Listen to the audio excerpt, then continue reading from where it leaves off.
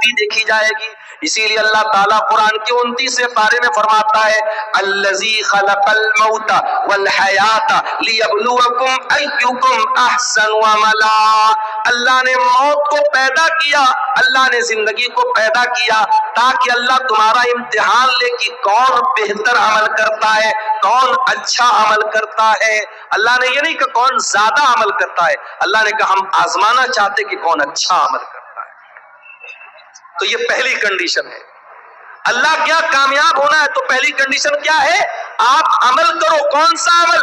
نیک عمل کرو, عمل صالح کرو جس کو شریعت نے عمل صالح کہا ہے. اور دوسرا کام کیا کرنا ہے؟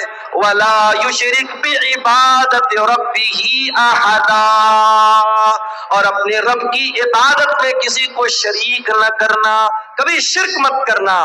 علامہ ابن تیمیہ کہتے ہیں اس آیت میں اللہ نے 2 سوالوں کا جواب دیا ہے. عبادت کس کی؟ عبادت صرف اللہ کی. اور عبادت کیسی؟ عبادت رسول کے جیسی. اور غور کرو تو پورے اسلام کا خلاصہ, پورے دین کا خلاصہ اور پوری شریعت کا خلاصہ یہی 2 سوالوں کے جواب میں ہے. عبادت کس کی؟ عبادت صرف اللہ کی. اور عبادت کیسی؟ عبادت رسول کے جیسی.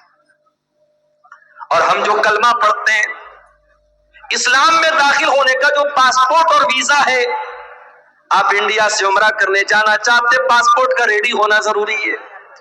آپ اگر سعودی عرب میں گھسنا چاہتے ہیں تو سعودی عرب کا عمرہ کا ویزا آپ کے پاس ہونا ضروری ہے یا وزٹ ویزا ہونا ضروری ہے. شریعت میں, اسلام میں آپ آنا چاہتے ہیں, آپ مسلمان ہونا چاہتے ہیں, اسلام کا پاسپورٹ کیا ہے, اسلام کا ویزا کیا ہے؟ اشہد ان لا الہ الا اللہ واشہد ان محمدا عبدہ ورسولہ, میں گواہی دیتا ہوں اللہ کے سوا کوئی عبادت کے لائق نہیں, اور میں گواہی دیتا ہوں کہ محمد صلی اللہ علیہ وسلم اللہ کے بندے اور رسول ہیں. یہی تو ہے ہمارا پاسپورٹ, یہی تو ہے جنت کا پاسپورٹ, یہی تو ہے اسلام کا پاسپورٹ. اور اس میں 2 چیزیں ہیں, میں اللہ کے سوا کوئی معبود نہیں, اس کی گواہی دیتا ہوں. یہ پہلے سوال کا جواب. عبادت کس کی؟ عبادت صرف اللہ کی. اور دوسری گواہی کیا دیتے ہیں؟ وَأَشْهَدُ أَنَّ مُحَمَّدًا عَبْدُهُ وَرَسُولُهُ, اور میں گواہی دیتا ہوں کہ محمد صلی اللہ علیہ وسلم اللہ کے بندے اور اللہ کے رسول ہیں.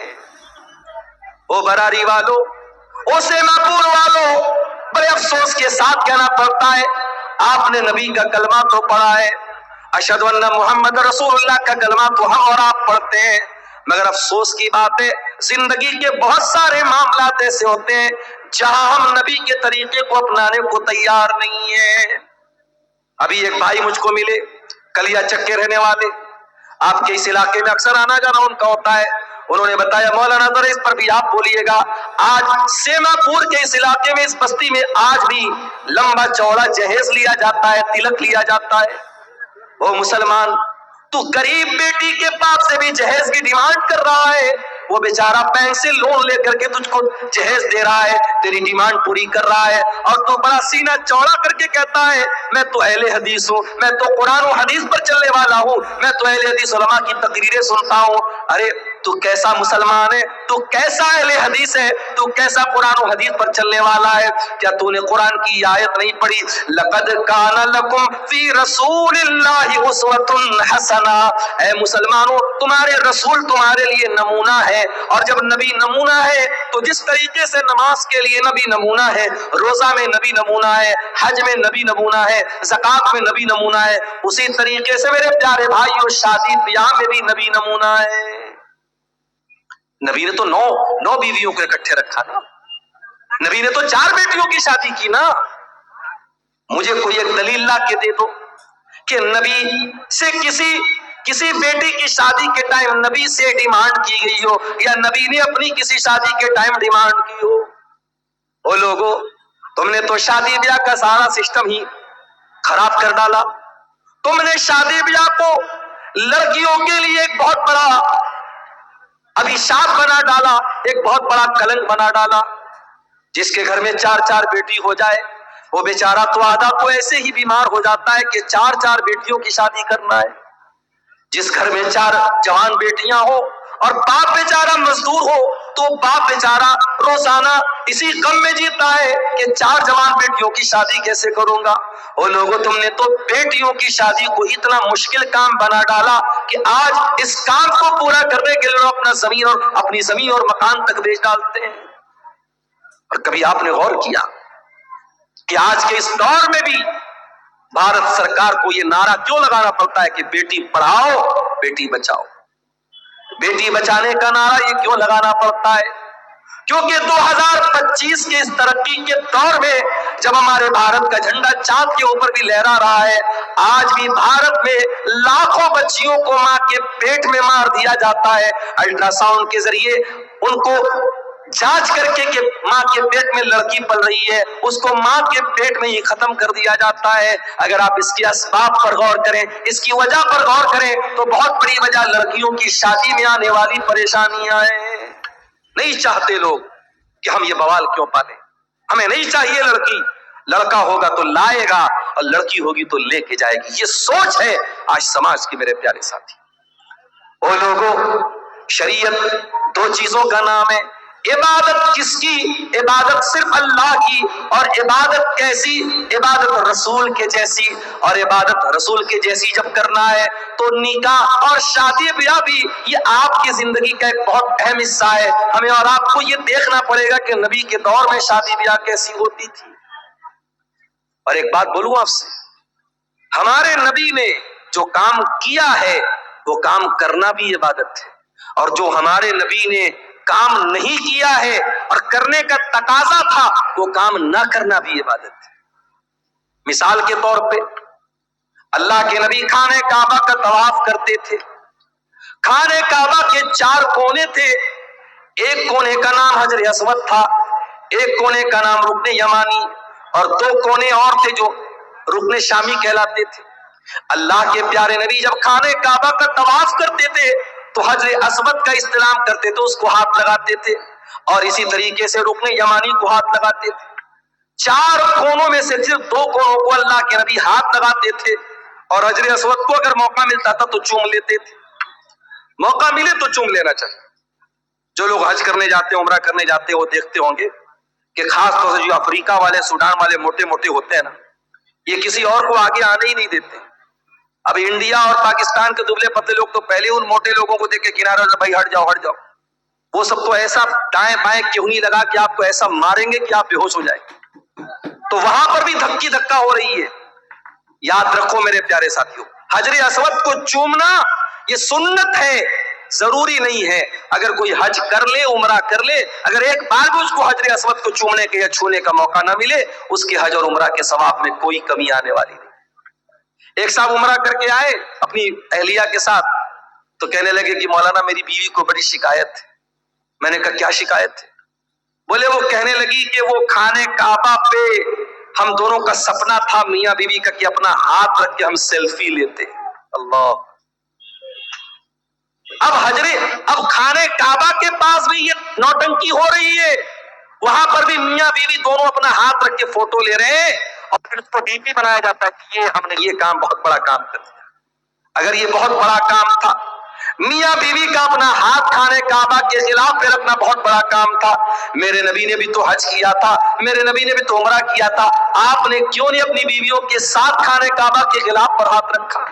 آج افسوس کی بات ہے کہ اس طریقے کی نوٹنکی کے لیے اور اس طریقے کی چوچلے بازی کے لیے لوگ دھکے کھاتے ہیں، عورتوں کی بے حرمتی ہوتی ہے، مردوں سے دھکے کھا کر کے عورتیں وہاں تک جاتی ہیں۔ کوئی ضرورت نہیں ہے میرے پیارے ساتھیوں، نبی نے جو کام کیا ہے وہ کرنا سنت ہے، اور نبی نے جو کام نہیں کیا ہے وہ نہ کرنا سنت ہے۔ نبی نے شادی کی ہے، شادی کرنا بھی سنت ہے۔ اگر آپ شادی کرنے کے قابل ہیں اور شادی نہیں کر رہے ہیں تو یہ بھی غلط بات ہے۔ ہوگا کسی اور مذہب میں یہ سسٹم، شادی مت کرو، دنیا چھوڑ دو، زندگی بھر ننگے رہو۔ اسلام میں ایسا کوئی کانسیپٹ نہیں ہے۔ اللہ کے نبی کے ایک صحابی تھے، ان کا نام تھا عثمان بن مظعون رضی اللہ تعالیٰ عنہ۔ انہوں نے طے کر لیا کہ میں شادی نہیں کروں گا۔ انہوں نے یہاں تک طے کر لیا کہ وہ اپنے آپ کو شادی کے قابل ہی نہیں رکھیں گے، وہ اپنے آپ کو خسی کرا لیں گے، اپنے خوشیوں کو نکلوا ڈالیں گے، اپنے آپ کو شادی کے قابل ہی نہیں چھوڑیں گے۔ انہوں نے ایسا بھی ارادہ کر لیا۔ اللہ کے پیارے نبی کو پتا چلا، آپ نے بلوایا، آپ نے فرمایا یا عثمان، اے عثمان، اتبتغی رہبانیۃ، کیا تم رہبانیت اختیار کرنا چاہتے ہو؟ کیا تم وہ مذہب اختیار کرنا چاہتے ہو جو اللہ کو پسند نہیں، جو رسول کو پسند نہیں؟ اے عثمان، کان کھول کر کے سن لو، میں اللہ کا رسول ہوں، میں نماز بھی پڑھتا ہوں اور میں رات کو آرام بھی کرتا ہوں، میں روزہ بھی رکھتا ہوں اور میں کبھی کبھی گیپنگ بھی دیتا ہوں، میں کنٹینیو روزہ نہیں رکھتا ہوں یعنی نفل روزہ، اور میں نے نکاح بھی کیا ہے، میں نے شادی بھی کی ہے، اور یہی میرا طریقہ ہے، اور جو میرے طریقے سے ہٹ جائے اس کا مجھ سے کوئی تعلق نہیں ہے۔ شادی کرنا یہ میرے نبی کی سنت ہے، بیوی بچوں کو چھوڑ کر دنیا گھومنا یہ میرے نبی نے نہیں سکھایا ہے۔ آپ دنیا کا حق ادا کر ہی نہیں سکتے جب تک آپ اپنی بیوی کا حق ادا نہ کریں، اپنے بچوں کا حق ادا نہ کریں۔ اس لیے میرے پیارے ساتھیوں، یہ دو اصول یاد رکھنا، عبادت کس کی؟ عبادت صرف اللہ کی، اور عبادت کیسی؟ عبادت رسول کی جیسی۔ اور آج جو پوری دنیا میں ہم جوتے کھا رہے، ذلیل ہو رہے، خار ہو رہے، معاف کرنا، ہم انہی دونوں اصولوں سے ہٹے ہیں، یا تو عبادت میں اللہ کے علاوہ کسی کو شریک کیا ہے، یا اطاعت میں رسول کے ساتھ کسی کو شریک کیا ہے۔ آج آپ دیکھ لیں، مسلمان ہندوستان میں پہچانا جاتا ہے اجمیر شریف سے، اجمیر شریف سے اس کی پہچان ہوتی ہے کہ خواجہ صاحب کی درگاہ پر چادر چڑھائی جا رہی ہے، پرائم منسٹر کی طرف سے اور راشٹرپتی کی طرف سے چادر چڑھائی جا رہی ہے، اور مسلمان بیچارہ بڑا خوش ہوتا ہے ہماری مزار پہ پرائم منسٹر کی طرف سے چادر آ رہی ہے۔ میں کہتا ہوں میرے پیارے بھائیوں، یہ مزاروں پر چادریں چڑھانا یہ کون سے اسلام کا طریقہ ہے؟ ارے تیری قوم کے کتنے لوگ ننگے سو رہے ہیں، کتنے تیرے قوم کی بچیوں کے تن پر آج ڈھانپنے کو کپڑا نہیں ہے، اور تو اللہ کے ولیوں کے انتقال کے بعد ان کی قبروں پر چادر چڑھا رہا ہے۔ اور آپ جا کے پتہ لگا لیجئے گا، درگاہوں پہ چڑھنے والی یہ چادریں یہ روٹیٹ ہوتی رہتی ہیں، جو چادر آپ چڑھاتے ہیں وہی چادر مارکیٹ میں بکتی ہے اور دوبارہ پھر چڑھائی جاتی ہے، روٹیشن چلتا رہتا ہے، یہ دھندا بن چکا ہے۔ اسلام میں نہ تو کوئی پکی قبر کی اجازت ہے اور نہ کسی قبر کے اوپر چادر چڑھانے کی اجازت ہے۔ اسلام قبر پرستی کا مذہب نہیں ہے۔ ہمارے پیارے نبی نے اپنے انتقال کے پہلے اپنی امت کو خبردار کیا تھا، لعن اللہ الیہود والنصارى اتخذوا قبور انبیائہم مساجد، اللہ کی لعنت ہو یہودیوں کے اوپر اور عیسائیوں کے اوپر، انہوں نے اپنے نبیوں کی قبروں کو سجدہ کرنے کی جگہ بنا لیا۔ قبروں کو سجدہ گاہ بنا لینا یہ لعنتی لوگوں کا طریقہ ہے، یہ یہود و نصارہ کا طریقہ ہے میرے پیارے ساتھی۔ آج مسلمان قبر پرستی سے پہچانا جاتا ہے، آج مسلمانوں کے بچوں کے ہاتھ میں اور گلے میں تعویذ یہ پہچان ہے کہ وہ مسلمان کا بیٹا ہے۔ ارے تیرے نبی نے تو کبھی تعویذ نہیں پہنا، تیرے نبی نے حسن و حسین کو دعائیں پڑھ کے دم کیا، کبھی حسن و حسین کے گلے میں تعویذ نہ ڈالا، کبھی صحابہ نے اپنے بچوں کے گلے میں تعویذ نہ ڈالا۔ تجھے شارٹ کٹ چاہیے، تو نے اسلام کا شارٹ کٹ بنا ڈالا، تو نے نظر بد سے بچنے کے لیے اور جادو سے بچنے کے لیے اپنے بچوں کے گلے میں تعویذ ڈال دیا، اور تو نے قرآن، لوگ کہتے ہیں مولانا صاحب تعویذ کے اندر قرآن لکھا رہتا ہے، کبھی جاگ کے دیکھ لینا، یہ تعویذ کو میں نے کھول کے دیکھا ہے، کوئی قرآن نہیں لکھا رہتا ہے، تعویذ کے اندر قرآن نہیں شرکیہ چیزیں لکھی رہتی ہیں، یا جبریل یا میکائیل یا اسرافیل فرشتوں کو پکارا جاتا ہے، فرشتوں کو اللہ کے سوا پکارا جاتا ہے، اور اگر 2 منٹ کے لیے مان بھی لیا جائے کہ تعویذ کے اندر قرآن لکھا ہے، تو قرآن تعویذ میں آپ پہنے ہوئے ہیں، اسی حالت میں بیوی سے ملاقات کر رہے ہیں، اسی حالت میں لیٹرین میں جا رہے ہیں، اسی حالت میں باتھ روم میں جا رہے ہیں، کیا یہ قرآن کی بے حرمتی نہیں ہے؟ کیا یہ قرآن کا اپمان نہیں ہے میرے پیارے ساتھی؟ ہر اس عمل سے بچو جو اللہ کی توحید سے ٹکرانے والا۔ یاد رکھو میرے بھائیوں، اگر توحید گڑبڑ ہے اللہ کے ہم کبھی کامیاب نہیں ہو سکتے، اس لیے کہ اللہ قرآن میں کہتا ہے انہ من یشرک باللہ فقد حرم اللہ علیہ الجنہ، جو اللہ کے ساتھ شرک کرے گا اس کے اوپر اللہ نے جنت کو حرام کر دیا ہے، ومأواہ النار، اور ایسے انسان کا ٹھکانہ جہنم ہے، وما للظالمین من انصار، اور شرک کرنے والوں کا کوئی مددگار نہیں ہوگا، مشرک کا کوئی مددگار نہیں ہوگا۔ لوگ کہتے ہیں نا سرکار کا دامن پکڑ لیں گے، سرکار کا دامن پکڑ لیں گے. ارے نبی کا دامن اور نبی کی شفاعت کسی مشرک کو نصیب نہیں ہوگی. اللہ کے پیارے نبی فرماتے ہیں قیامت کے دن میں اسی کے حق میں شفاعت کروں گا جو میری توحید پر قائم، جو اللہ کی توحید پر قائم ہوگا، جو لا الہ الا اللہ کے اوپر قائم ہے. اسی لیے توحید کی حفاظت کرو میرے پیارے ساتھی. مرتے دم تک کبھی شرک نہ کرنا. لا تشرک باللہ. اللہ کے نبی نے معاذ ابن جبل کو وصیت کی تھی، اے معاذ ابن جبل اللہ کے ساتھ کسی کو شریک مت کرنا. وَإِن قُتِلْتَ أَوْ حُرِّقْتَ، تمہیں قتل کر دیا جائے، تمہیں جلا دیا جائے، جل جانا، قتل ہو جانا، مگر اللہ کی ذات کے ساتھ کسی کو شریک نہ کرنا. شرک مت کرنا میرے پیارے ساتھیوں. اپنی پیشانی کو اللہ کے سوا کسی اور کے در پہ مت جھکانا. اور یاد رکھو اگر یہ شرک ہو گیا اور بغیر توبہ کیے انسان دنیا سے چلا گیا تو اللہ کیا اس کی معافی نہیں ہے. ان اللہ لا یغفر ان یشرک بہ ویغفر ما دون ذلک لمن یشاء. جو دنیا سے شرک کر کے چلا گیا اور شرک کی حالت میں مر گیا، اللہ فرماتا ہے اس مشرک کی ہم مغفرت نہیں کریں گے. مشرک کی اللہ تعالیٰ کی معافی نہیں. اچھا میں ایک مثال سے بات کرتا ہوں. مکان آپ کا ہے، گھر آپ کا ہے، کوئی دوسرا آ کر کے آپ کے مکان پہ قبضہ کر لے اور آپ کے مکان کو اپنا مکان کہے کہ آپ گوارا کریں گے. آپ کی بیوی نکاح آپ کر کے لائے اور آپ کے بجائے کسی اور کو شوہر مانے، کیا آپ گوارا کریں گے؟ نہیں نہیں، میری بیوی ہے، میرے علاوہ کسی اور کو نظر بھر کے دیکھے ہم تو یہ بھی گوارا نہیں کریں گے. جب ہماری غیرت یہ تقاضا کرتی ہے کہ جو چیز ہماری ہے اس پر کسی اور کا حق نہ ہو. اللہ تو ہم سے زیادہ غیرت والا ہے، اللہ تو سب سے زیادہ غیرت والا ہے. اللہ کی غیرت کو گوارا نہیں ہے کہ عبادت میں اللہ کے ساتھ کسی کو شریک کیا جائے. تو عبادت کس کی؟ عبادت صرف اللہ کی. اب آؤ ذرا دوسرے سوال پر ہم غور کریں. عبادت کیسی؟ عبادت رسول کے جیسی. آج ایک نماز آپ پڑھتے ہیں، کسی مسجد میں چلے جاؤ کوئی سینے پر ہاتھ باندھ رہا ہے، دوسری مسجد میں چلے جاؤ ناف کے نیچے ہاتھ باندھ رہا ہے، تیسری مسجد میں چلے جاؤ ہاتھ چھوڑ کے نماز پڑھ رہا ہے. ایک نماز اسلام کی عبادت ہے، 36 طریقے سے نماز پڑھی جا رہی ہے. ہر مسجد میں ایک نیا طریقہ ہے.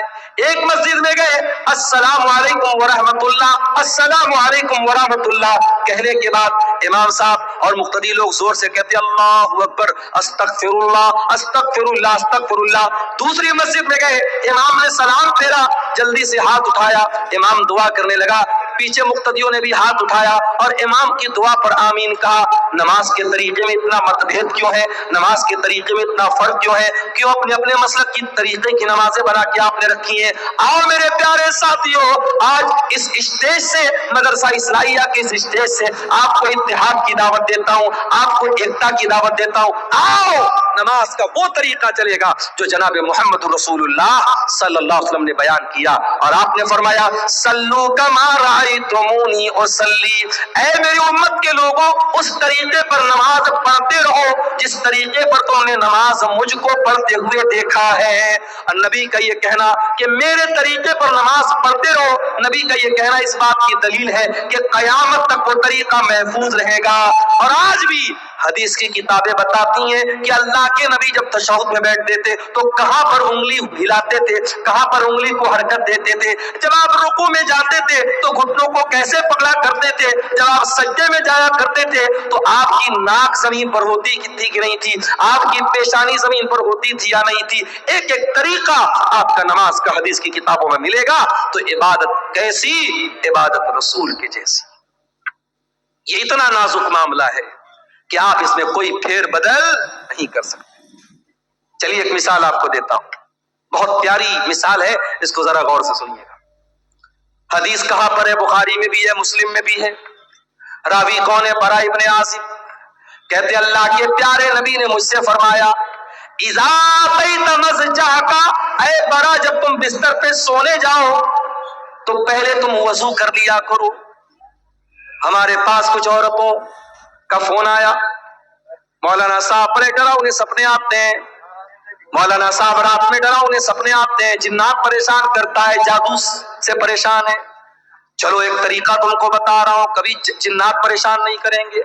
جب بھی رات میں بستر پہ سویا تو वजू करके सोया करो। वजू करके सोना ये नबी की सुन्नत है। नबी अकरम ने फरमाया कि ऐ बरा, जब तुम बिस्तर पे सोने जाओ तो वजू कर लो। कौन सा वजू? जो नमाज के लिए करते हो, जो जनरल वजू है, जो आम तरीका है वजू करने का। और उसके बाद अपने दाहिनी करवट लेट जाओ। और ऐ बरा इब्ने आसिफ, अब मैं जो दुआ सिखा रहा हूं उस दुआ को तुम पढ़ करके सो जाओ। कौन सी दुआ है? अल्लाहुम्मा अस्लमतु नफ्सी इलैक व फव्वस्तु अम्री इलैक व अलजातु ज़हरी इलैक रग़बतन व रहबतन इलैक ला मलजा वला मनजा मिनका इल्ला इलैक आमनतु बिकिताबिकल्लज़ी अंज़लता व बिनबिय्यिकल्लज़ी अरसलता। नबी ने ये दुआ सिखाई। दुआ का मतलब क्या हुआ? यही तो बड़े अफसोस की बात है, हम दुआएं पढ़ते हैं, दुआओं का मतलब भी जानने की कोशिश नहीं करते। कितनी प्यारी दुआ है, अल्लाहुम्मा अस्लमतु नफ्सी इलैक। आय अल्लाह, मैं बिस्तर पे सोने जा रहा हूं, नहीं मालूम सुबह जिंदा उठूंगा कि नहीं उठूंगा। आय अल्लाह, मैं अपने आप को तेरे हवाले करके जा रहा हूं। व फव्वस्तु अम्री इलैक, और अल्लाह मेरी तिजोरी में कितना पैसा है, मेरे बच्चों का क्या बनेगा, मेरी बीवी का क्या बनेगा, मेरे जो भी मामलात है, आय अल्लाह मैं तेरे हवाले करके जा रहा हूं। रग़बतन व रहबतन इलैक, आय अल्लाह मैं तुझसे डरता भी हूं और तेरी रहमत की उम्मीद भी रखता हूं। तेरे अजाब का डर भी मेरे सीने में है और तेरी रहमत की उम्मीद भी मेरे दिल में है। और ऐ अल्लाह, आमन तो भी ला मलजा वला मनजा मिनका इल्ला इलैक। ऐ अल्लाह, तू जिसको पनाह दे दे, तू जिसको पनाह न दे उसको कोई पनाह देने वाला नहीं, तू जिसको नजात न दे उसको कोई नजात देने वाला नहीं।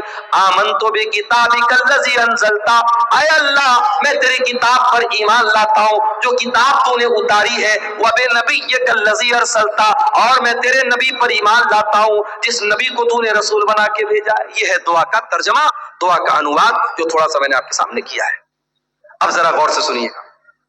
नबी ने दुआ सिखाई, कहा कि ऐ बरा, दाहिनी करवट लेट जाना वजू करके और ये दुआ पढ़ लेना, उसके बाद कुछ मत कहना, सो जाना।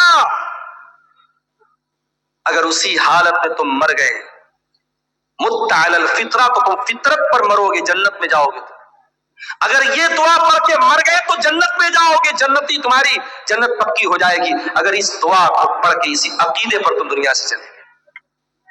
सहाबा के जमाने में मोबाइल तो नहीं था, साउंड रिकॉर्डर तो नहीं था, जल्दी से रिकॉर्ड कर लिया जाए। सहाबा तो सुन के याद करते थे। आज हमारे पास कितनी सहूलत है मेरे भाई।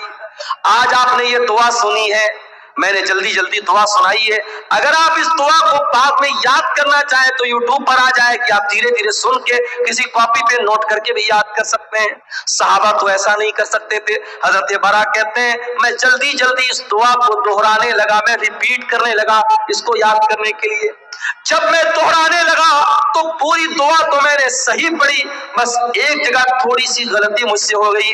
नबी ने क्या दुआ सिखाई थी? आमनतु बिकिताबिकल्लज़ी अंज़लता व बिनबिय्यिकल्लज़ी अरसलता। मैं अल्लाह की किताब पर ईमान लाता हूँ और अल्लाह के नबी पर ईमान लाता हूँ। मेरे मुंह से नबी की जगह रसूल का लफ्ज़ निकल गया, व बिनबिय्यिकल्लज़ी की जगह व बिरसूलिकल्लज़ी का लफ्ज़ निकल गया। एक लफ्ज की मिस्टेक हो गई। और उलमा जानते हैं कि नबी और रसूल में बड़ा बारीक सा फर्क है, कोई बहुत खास फर्क नहीं। थोड़ा सा डिफरेंस हो गया, सहाबी के मुंह से नबी की जगह रसूल का लफ्ज निकल गया। नबी ने इतना भी गवारा नहीं किया। नबी ने कहा, बरा रिपीट कर, दोबारा पढ़, तूने सही नहीं पढ़ी है, तुझे वही पढ़ना पड़ेगा जो मैंने सिखाया है। इबादत किसकी? सिर्फ अल्लाह की। और इबादत कैसी? इबादत रसूल के जैसी।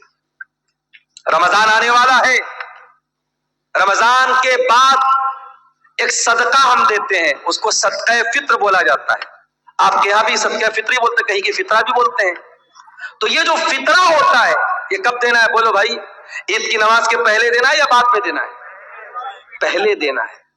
अब जरा गौर से सुनना, اللہ کے نبی فرماتے ہیں من اداها قبل الصلاۃ فہی زکات مقبولۃ، جس نے صدقہ فطر عید کی نماز کے پہلے دیا اس کا صدقہ فطر قبول ہوگا، اور جس نے عید کی نماز کے بعد دیا اس کا صدقہ فطر قبول نہیں ہوگا۔ فار ایگزامپل، میرے پریوار میں 10 لوگ ہیں، ہم بھائی بہن میری بیوی بچے سب ملا کے مثال دے رہا ہوں 10 لوگ ہیں۔ اب مان لو 2.5 کلو مجھے اناج دینا ہے صدقہ فطر میں، اب 2.5 کلو 10 لوگوں کی طرف سے کتنا ہو گیا؟ 25 کلو۔ اب مان لو عید اگلے دن ہے اور آج رات میں غلہ لینے گیا، اناج لینے گیا، دکان بند ہو گئی۔ اب میں نے کہا یار تو بہت لیٹ ہو گیا، کیا کریں، چلو صبح دیکھتے ہیں۔ صبح فجر کی نماز پڑھی، عیدگاہ گیا، عید کی نماز پڑھی، اس کے بعد دکان کھلی گلے والے کی۔ میں نے کہا ایک کام کر بھائی، تو 50 کلو اناج دے دے، مجھے 25 دینا تھا، میں ڈبل دے رہا ہوں، 50 دے رہا ہوں۔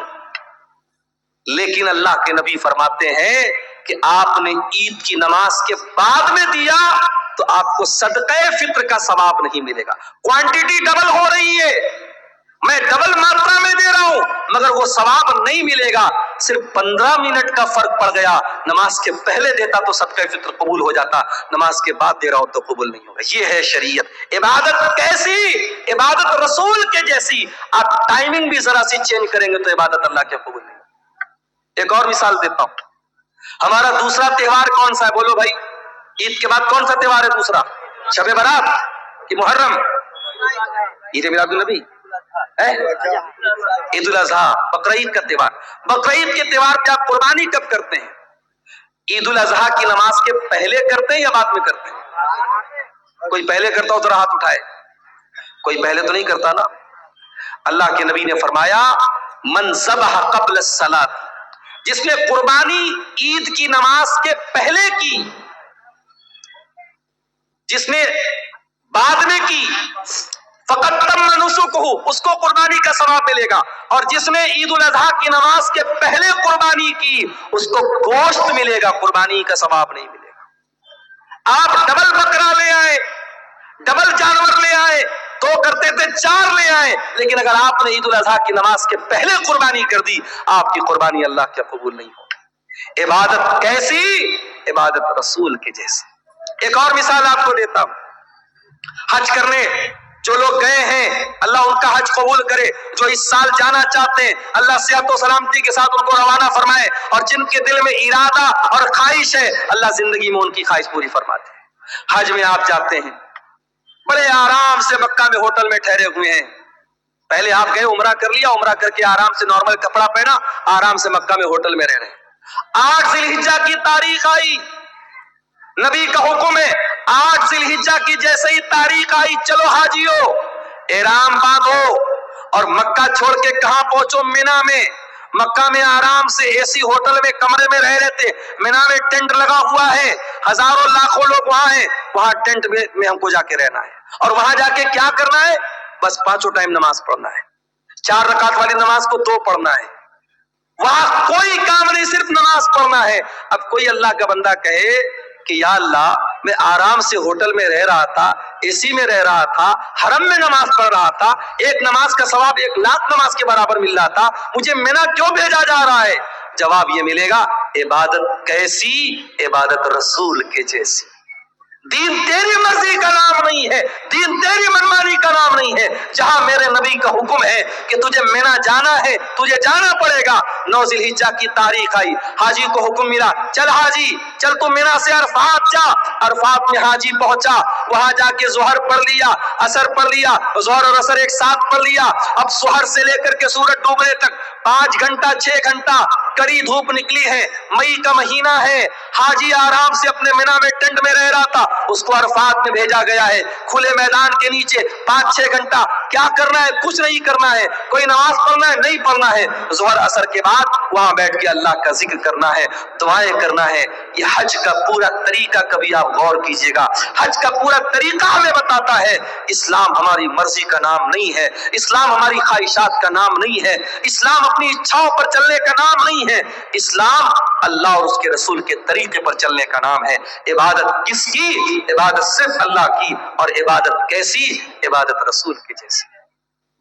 میرے عزیزوں، آج افسوس کی بات ہے کہ مسلمان اپنے آپ کو مسلمان بھی کہتا ہے، نبی کا کلمہ پڑھنے والا بھی کہتا ہے، اور دین میں منمانی کرتا ہے، دین میں نئی نئی بدعتیں نکالتا ہے۔ مسلمان بھول گیا، اس کے نبی اپنے ہر خطبے میں کہتے تھے وَشَرَّ الْأُمُورِ مُحْدَثَاتُهَا وَكُلُّ مُحْدَثَةٍ بِدْعَةٌ وَكُلُّ بِدْعَةٍ ضَلَالَةٌ وَكُلُّ ضَلَالَةٍ فِي النَّارِ۔ دین کے اندر ہر نیا کام بدعت ہے، اور ہر بدعت گمراہی ہے، اور ہر گمراہی جہنم میں لے کر کے جانے والی ہے۔ یہ بدعتیں ہمارا دنیا میں بھی جینا حرام کر رہی ہیں۔ ابھی میں نوگچھیا سے آپ کے کٹیہار آ رہا تھا، مجھے کسی نے بتایا وہاں پہ کوئی عرس ہو رہا ہے۔ عرس جانتے ہو؟ عرس عرس کیا ہوتا ہے بھائی؟ عرس وہ تاریخ ہوتی ہے جس تاریخ میں جس کی مزار ہے، جس کی قبر ہے، اس کا انتقال ہوا ہے، اس کے انتقال پر غم نہیں منایا جاتا، عرس منایا جاتا ہے۔ کیوں؟ یہ عقیدہ رکھا جاتا ہے کہ اللہ کا ولی جس دن اس کا انتقال ہوا، اس کی تو سہاگ رات ہے، نعوذ باللہ۔ عرس کے معنی، یہ میں غلط ترجمہ نہیں کر رہا ہوں، عرس دلہن سے بنا، عریس سے بنا ہے، گویا کہ وہ اللہ سے ملاقات کر رہا ہے، اپنے محبوب سے مل رہا ہے، اس کی شادی کی رات ہے، اس خوشی میں عرس منایا۔ استغفر اللہ، یہ ہے عرس کی حقیقت۔ اور مسلمان آج عرس منا رہا ہے، پورا نوگچھیا کا پورا روڈ جام ہے۔ میرے پیارے ساتھیوں، یہ بدعتیں ہمارا جینا حرام کرتی ہیں۔ آج آپ دیکھ لو، اسلام کے اوپر عمل کرنے میں کوئی ٹریفک جام نہیں ہوتا، اسلام پر عمل کرنے میں کسی کے لیے کوئی مسئلہ کھڑا نہیں ہوتا۔ مسئلہ تب کھڑا ہوتا ہے جب ہم بدعت و خرافات میں مبتلا ہوتے ہیں۔ اور علامہ اقبال نے صحیح کہا تھا، یہ امت روایات میں کھو گئی، حقیقت خرافات میں کھو گئی۔ میرے بھائیوں، بدعت سے بچو۔ اور آخری بات بیان کر کے بات ختم کر رہا ہوں، یہ بدعت جو ہوتی ہے یہ آخرت میں بھی بہت گھاٹے کا سودا بنے گی، آخرت میں بھی بہت نقصان پہنچائے گی۔ اللہ کے نبی جب قیامت کے دن اپنے امتیوں کو کوثر کا جام پلائیں گے تو کچھ ایسے لوگ آئیں گے جن کے ہاتھ اور پیر چمک رہے ہوں گے وضو کی وجہ سے، وضو کی وجہ سے ان کے ہاتھ پیر چمک رہے ہوں گے۔ اللہ کے نبی ان کو کوثر کا جام پلانا چاہیں گے، فرشتے کہیں گے اللہ کے نبی آپ ان کو نہیں پلا سکتے۔ اللہ کے نبی کہیں گے یہ تو میری امت کے لوگ ہیں، یہ تو میرے ماننے والے لوگ ہیں، میرا کلمہ پڑھنے والے لوگ ہیں۔ آپ فرمائیں گے کیوں ان کو مجھے تم کوثر کا پانی نہیں پلانے دے رہے ہو فرشتوں؟ کیا بات ہے؟ فرشتے کیا جواب دیں گے؟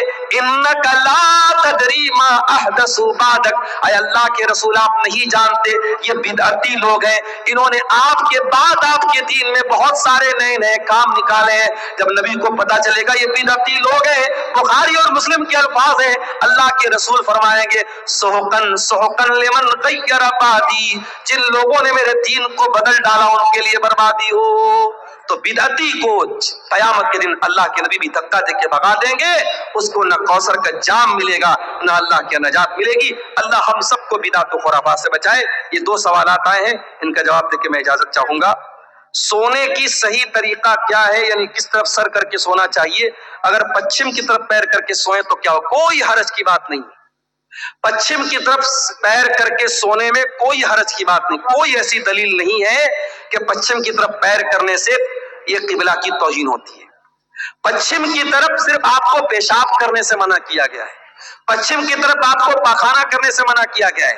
پچھم کی طرف آپ جب پیشاب پاخانہ کریں تو نہ تو اپنا چہرہ کریں نہ پیٹ کریں، اسی طریقے سے پچھم کی طرف تھوکنے سے منع کیا گیا ہے۔ لیکن پچھم کی طرف پیر کر کے سونے میں کوئی حرج کی بات نہیں ہے، بلکہ اگر کوئی مجبور آدمی ہے جو بیٹھ کر کے نماز نہیں پڑھ سکتا ہے، جب وہ لیٹ کر کے نماز پڑھے گا تو اس کا پیر کدھر ہوگا؟ پچھم کی طرف ہی ہوگا۔ لہٰذا اچھا سونے کا صحیح طریقہ کیا ہے؟ بہت آسان ہے، آپ داہنی کروٹ لیٹ جائیں اور اپنے گال کے نیچے اپنا ہاتھ رکھ لیں، اور جو دعائیں اللہ کے نبی نے سکھائی ہے وہ دعائیں پڑھ کے سوئیں، وضو کر کے سوئیں تو یہ زیادہ بہتر ہے۔ یہ طریقہ جو سونے کا بتایا گیا ہے۔ بھاگلپور ضلع میں ایک جگہ ہے جس کا نام بی پور ہے، وہاں پہ ایک پیر کے نام سے مشہور ہے، وہاں پہ کٹیہار کے مسلمان اور بھاگلپور کے مسلمان زیادہ تر منت کے ارادے سے بکرا اور مرغا چڑھانے جاتے ہیں۔ بالکل غلط ہے یہ۔ شب برات میں خوب روزہ رکھتے ہیں، اسی ضمن میں جی شب برات کا 14-15 روزہ رکھنا ضروری ہے۔ دیکھیے شب برات کا روزہ ثابت نہیں ہے، لیکن ہر مہینے کی چاند کی 13، 14، 15 تاریخ کا ایام 20 کا روزہ جو چاندنی راتوں کا روزہ ہوتا ہے وہ اللہ کے نبی رکھتے تھے۔ تو اگر آپ ہر مہینے رکھتے تو شعبان میں بھی رکھیے. اگر شعبان میں آپ رکھنا چاہتے ہیں 13, 14, 15 کا آپ روزہ رکھ سکتے ہیں, لیکن خاص 15 شعبان کا شب برات کا روزہ بالکل غلط ہے, اس کا کوئی ثبوت نہیں ہے. اسی طریقے سے بھی یہ جو بھائی نے بتایا پیر پور میں جا کے مرغا اور بکرا چڑھا رہے, بالکل غلط ہے, حرام ہے. وما اہل بہ لغیر اللہ, اللہ کے سوا کسی اور کے نام سے اگر جانور ذبح ہو رہا ہے شرک ہے. نہ تو اس جانور کا گوشت کھانا جائز ہے, اور ایسا کرنا اللہ کے ساتھ شرک کرنا ہے. جس طریقے سے نماز عبادت ہے, روزہ عبادت ہے, اسی طریقے سے جانور ذبح کرنا بھی عبادت ہے. جانور آپ صرف اللہ کے نام سے ہی ذبح کر سکتے ہیں. اسے